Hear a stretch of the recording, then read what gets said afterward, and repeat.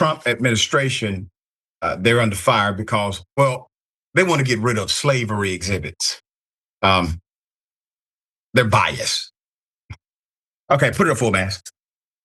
So here we go. The National Park Service dismantles slavery exhibit in Philadelphia. This is what they're spending their time doing, not solving your problems of groceries and affordability and housing, et cetera.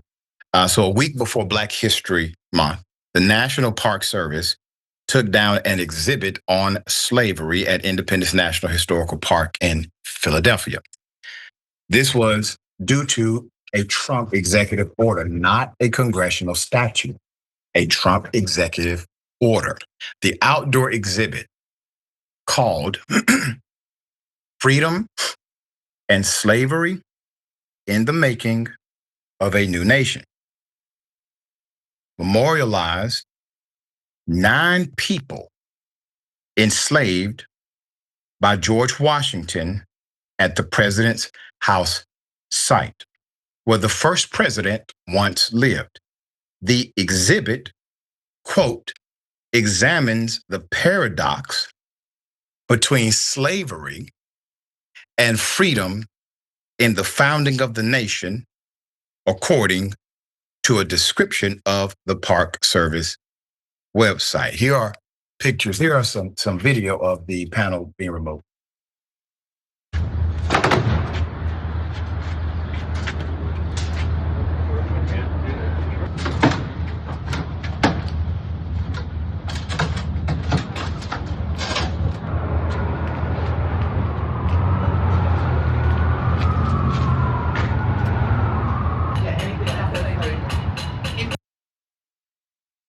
Let's put the picture back up again. Let's put it back up so at least here, you don't have to take it down. You can rewind it, put it up, print it out. I want you to keep that picture up for a moment because this is part of the process of miseducation, misinformation that the administration has been engaged in since day one. You see, they don't have any love for George Washington. They don't have any love for the founding fathers. They don't have any love for the U.S. Constitution. How could they have any love for these individuals? They have no love for rule of law. They have no love for any of it. What are they doing here? Why are they taking down an exhibit that says truth? I thought this was about reserving history according to them, but they're taking down historical elements that deal with white superiority complex and slavery. They're taking away the historical realities of how this nation was founded. They are eliminating the actual lessons or attempting to eliminate the actual lessons that a society should learn through their historical mistakes.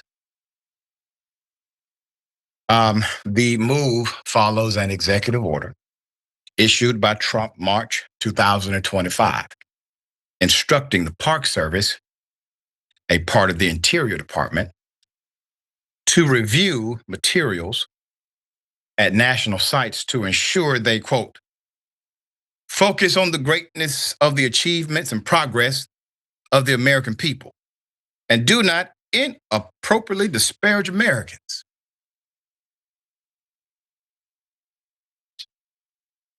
The hell does that mean?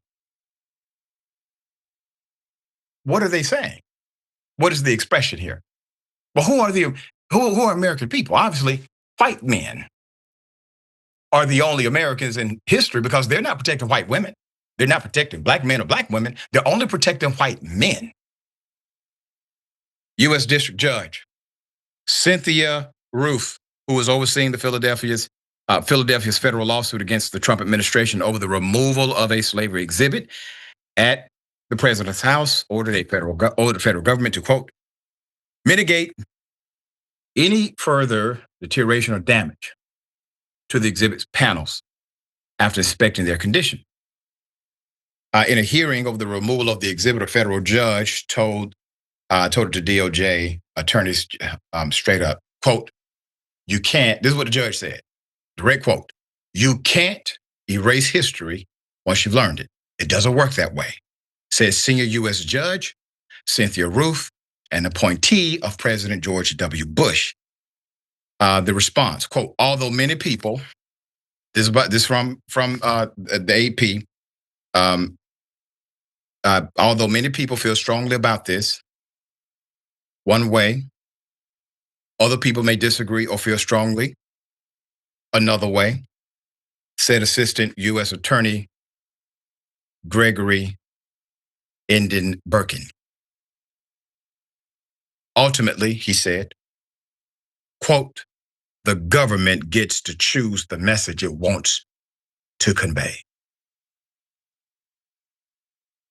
No, bruh. No.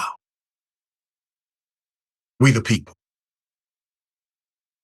We the people. We the people. You work for we the people. It's about time we remind you of that. We the people. You may believe that Trump, because he's a bulldozer, he will protect you. You may believe that one man has a strength to overcome the sincere heart and soul of free-thinking human beings. You are mistaken. The panels are being stored. Rufe swiftly cut him off when he made this statement and said, quote, this is what the judge said. That is a dangerous statement you are making. It is horrifying to listen to, she said. It changes on the whims of someone in charge? I'm sorry. That is not what we elected anybody for. End quote. Michael Court, founder of Avenging the Ancestors Coalition, said he was stunned by what he saw. Quote, the best way to describe it is taking historically expensive information and throwing it into the basement of Uncle Joe's garage, end quote. Mr. Court said, describing panels stacked against cement walls and resting on bare concrete floors. Quote, I can't say that they were damaged, but I can say they were desecrated. And for me, the desecration is worse than the damage. Now, let me provide a comparison. Those who may say this isn't a big deal. We got to deal with policy and budgeting, and we do. The Republicans are not, but we do. We should. But I want you to understand the power of psychological influence. Why do you think state governments in Republican states pass laws to stop cities like Atlanta and counties like DeKalb County or in Charlotte? Why do you think they pass laws to make it illegal to remove racist people from statues in their communities? These are Black communities with statues of Confederate leaders who are openly racist against Black people. And when governments, local governments said, we no longer want to pay for this oppression, we no longer want to maintain this oppression, we no longer want to see this symbol of oppression. As soon as they did that, state governments led by Republicans passed laws to make it a state crime to remove a monument of a racist inside of their local community, even put mayors in jail for it. One of them used to come on this program. So if you don't think it matters, understand they wouldn't be doing everything they can do to dismantle the historical record of Black people progressing out of the worst circumstance imaginable and preserving the record of white superiority complexes in the element of symbols or statues. It means something. It's not of nothing. It means more than you think it does, for the most part. The city of Philadelphia is suing the Trump administration, thankfully. So the city filed a federal lawsuit on Thursday, on the 22nd of January, actually, against the Trump administration over the National Park Service removal of the slavery memorial at President's house in the city. The governor tweeted on Josh Shapiro, Donald Trump would take any opportunity to rewrite and whitewash our history, but he picked the wrong city, and he sure as hell picked the wrong commonwealth. Thank you, Governor, for your words. We will see how the civil suit pans out. Sharon, thoughts?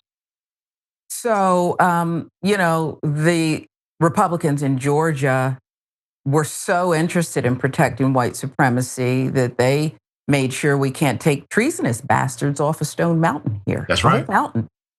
We have to, for some reason, document and praise people who fought against our country and tried to destroy it.